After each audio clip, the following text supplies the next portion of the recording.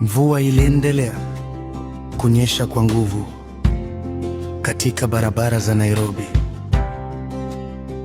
Maji yalikuwa yakitiririka kama mito midogo kando kando ya lami, yakibeba takataka na vumbi la jiji lililokuwa limechoka na siku ndefu ya kazi. Lina bado alikuwa amekaa chini akitetemeka kwa baridi.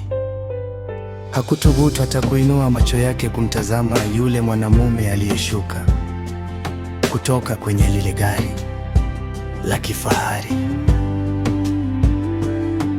kwa sababu uzoefu wake ulimfundisha kitu kimoja: watu matajiri hawasimami kwa ajili ya omba. Labda alikuwa amesimama tu kumfokea au kumfukuza pale alipokaa.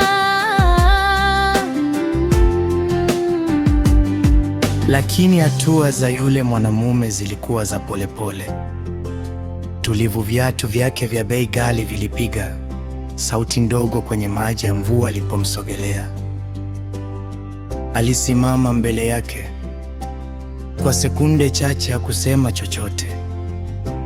Alinama kidogo kumtazama usoni, ndipo akamuuliza kwa sauti nzito lakini tulivu, "Kwa nini uko hapa usiku huu wa mvua?"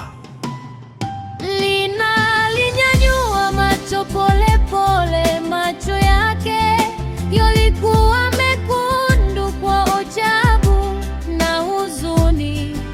Kwa muda mfupi alidhani labda anamuota, kwa sababu mtu aliyesimama mbele yake hakuwa kule aliyokuwa wakimpita kila siku. Uso wake haukuwa na dharau, kulikuwa na kitu cha ajabu kama huruma iliyoficha. Lakini Lina alikuwa ameumizwa sana na maisha mpaka kujua kama bado angeweza kuamini mtu yeyote. Alijibu kwa sauti ya chini sana, "Kwa sababu sina pa kwenda." Maneno hayo yalikuwa mafupi, lakini yalibeba uzito wa miaka yanatesa. Mvua ikazidi kunyesha. Mwanamume yule alimtazama kwa muda mrefu, kana kwamba alikuwa akisoma hadithi nzima ya maisha yake kupitia macho yake. Ndipo akauliza tena, "Jina lako nani?" "Lina," akasema polepole. "Una familia?" Lina alikaa kimya kwa sekunde chache, alafu akatikisa kichwa kidogo. "Mama yangu yuko kijijini, lakini sijawahi kurudi tangu nilipokuja mjini." Mwanamume huyo alinyamaza, macho yake yakatazama mbali kidogo kwenye mwanga wa magari yaliyokuwa yakipita. Kisha akasema kitu ambacho Lina hakukitarajia kabisa, "Simama." Lina alishtuka kidogo, hakuelewa. "Simama." Yule mwanamume akarudia kwa upole. Lina alisimama polepole, mwili wake ukiwa dhaifu kwa njaa na baridi. Mwanamume huyo akageuka kidogo kuelekea kwenye gari la kifahari lililosimama pale pembeni ya barabara za Nairobi. Kisha akasema, Nitakupeleka mahali kwa joto kwanza.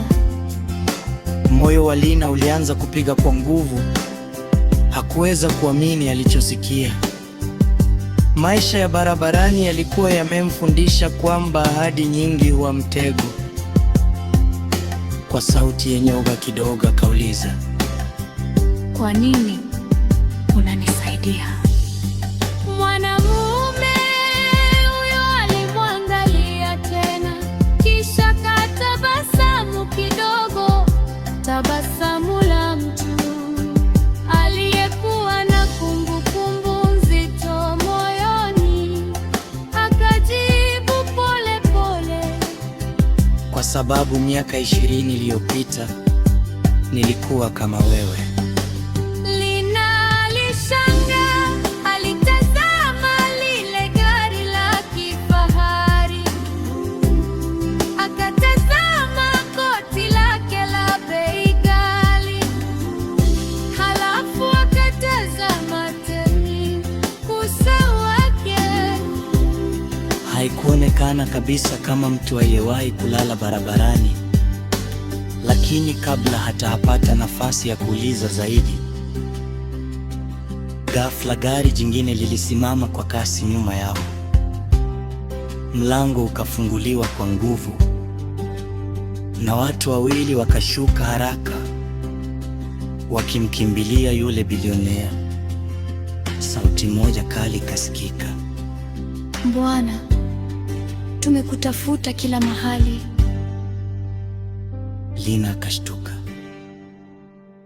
na ndipo aliposikia jina ambalo lilikuwa likijulikana katika jiji lote la Nairobi.